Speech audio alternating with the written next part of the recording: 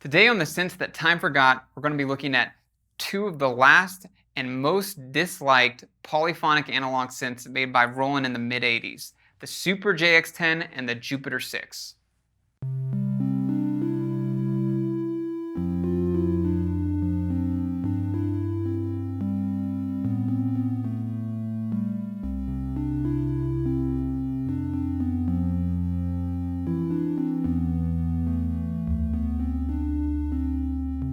Hi, you're watching Alamo Sound Lab. I'm Zach Marr here at Alamo Music Center in San Antonio, Texas. You can find us online at alamomusic.com. If you haven't already, hit the subscribe button and turn on your notifications.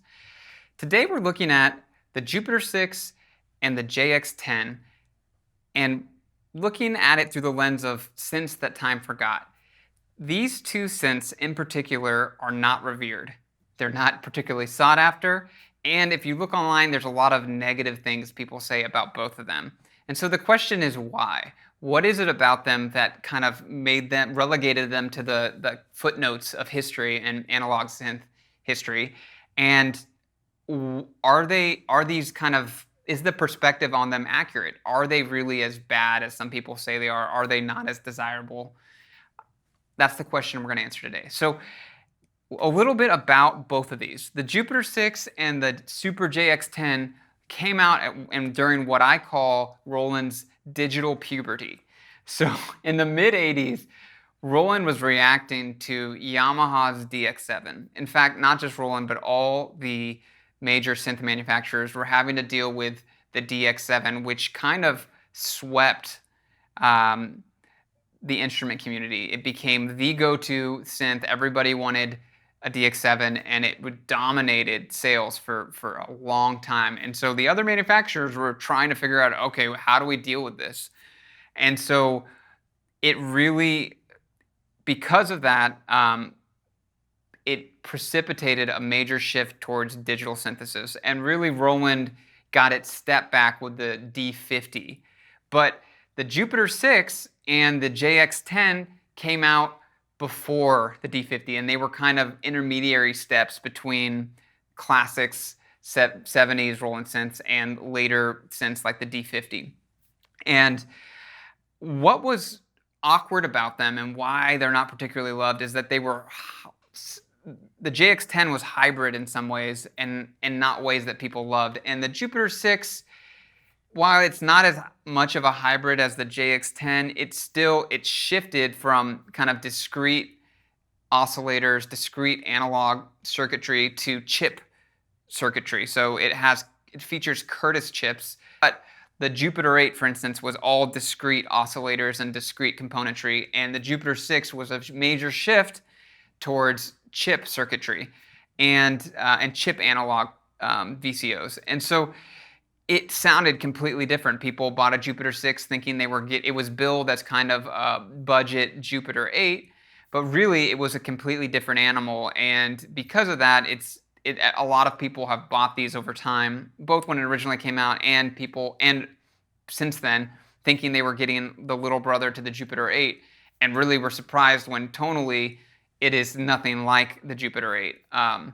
Although the layout and kind of the architecture is very similar. So that's really why the Jupiter-6 is not particularly loved, because it is not a Jupiter-8, and people always try and compare it to a Jupiter-8. And the JX-10, so that is a little bit of a different story. When I read about it, it was billed as two JX-8Ps in a single unit, and so you had 12 voice polyphony and could do some interesting things like delay effects it wasn't like a analog delay, but it would a MIDI delay, so it would you can do some really interesting kind of sound layering, sound splitting, running two different sounds on the upper and lower register like the Jupiter-8. And so it's basically two J8XPs in one, but there are some major differences. So when I read that, I was like, oh, that's going to be awesome. But when you actually get into it, you're like, why does this not feel like a JX8P at all? And the reason was that it used a digital LFO as well as a different VCA and chorus. And so What's interesting about it is you can get much more complex sounds on a JX-10 than you can on a JX-8P, but I think personally, tonally, it is not as rich of a sound as the JX-8P. I think especially the LFO, which triggers, I think every time you hit a note as opposed to running continuously, it really affects the tonal quality of the instrument quite a bit, as well as the VCA, the final kind of modification of the sound as it's going out. It's a lot weaker, in my opinion. It just doesn't sound as rich or full, and you can't get as loud and heavy or warm with the pads because of the LFO and the VCA. And the chorus as well is not as rich as it is on the JX-8P. And I think, you know, people can tell that when you, like if someone played on a JX-8P and compared it, you could tell. And really, it just kind of has been forgotten about because it wasn't particularly memorable. It still isn't particularly memorable. The JXP is kind of also forgotten about, not as much, but there's nothing to write home about on the JX-10. And you see it even with Roland and its boutique and kind of VSTs. It's recreated the 8P and it's recreated the 3P, but they haven't done the 10, the Super JX-10. You have to wonder why. I think because ultimately, in my opinion, it's less interesting sonically. So that's a little bit about the history of these two and why they kind of were forgotten and relegated to the sidelines. So for me personally, I think the Jupiter-6 is an impressive piece that gets a bad rap and is underappreciated. It is very powerful and it is very expressive, and it isn't a Jupiter-8, but it is something else entirely. It does make some really, you can dial it in really wrongly and get some nasty noises out of it. The Jupiter-8, it's hard to dial in wrong. The Jupiter-6, it's not that hard to dial it in into a sound that's not pleasant, but when you have it dialed in, it is really awesome to listen to. It's I wouldn't say it rivals a Jupiter-8, but it is a tool that in kind of a musical palette that's unique in the history of Roland analog polysynths. And honestly, I think it's gets a worse rep than it deserves. And it's also interesting that there isn't a lot of VSTs or replicas of the Jupiter-6 because of that. There's not this huge demand for it, so there hasn't been, I don't think you can do a VST on a Jupiter-6 yet from Roland Cloud, and they definitely haven't put it into their boutique series. So really the only way to get Jupiter-6 sounds is to have a Jupiter-6. So I think it is kind of an interesting synth to own and to have in your toolkit. The JX-10 I don't like personally. I think it's better off forgotten and relegated to obscurity. I do like the JX-8P and the JX-3P. I do not like the JX-10. It really bothers me sonically when I play with it. I'm like, it's very hard for me to get motivated to write anything when I'm playing with it. And even though it has a lot more complexity that you can kind of get with the 12 voice polyphony and being able to stack and split sounds and use the delay, I just personally don't think it sounds very good, and R is very interesting. So again, if you disagree, I'd love to hear a comment below, but we're gonna now go and play both of these so you can get a sense of the way they sound and make your own opinion.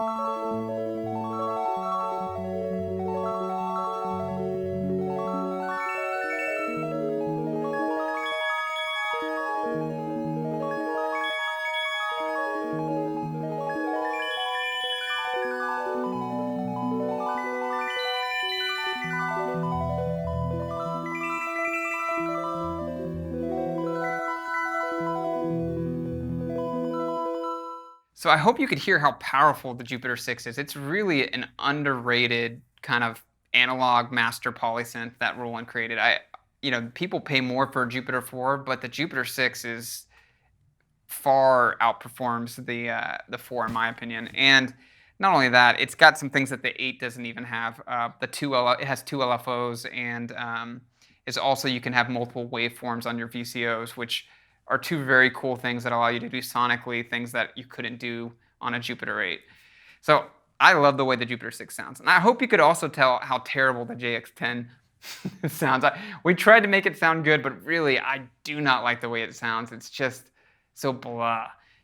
People complain about the J8 XP being that way, and I just think the JX-10 is so blah. But maybe I'm wrong. Maybe it does have some magic that I'm underappreciating. I'd love to hear your comments below about either of these synths and your perspective. Maybe you've owned one. Maybe you've thought about owning one. Please write the comments below. I'd love to start a dialogue with you. And again, I'm Zach Marr from Alamo Music here in San Antonio, Texas. You can find us online at alamomusic.com. If you didn't subscribe, please subscribe if you like this content, and give us ideas about other things that we can review and kind of talk about. We'd love to hear from you. Talk to you next time.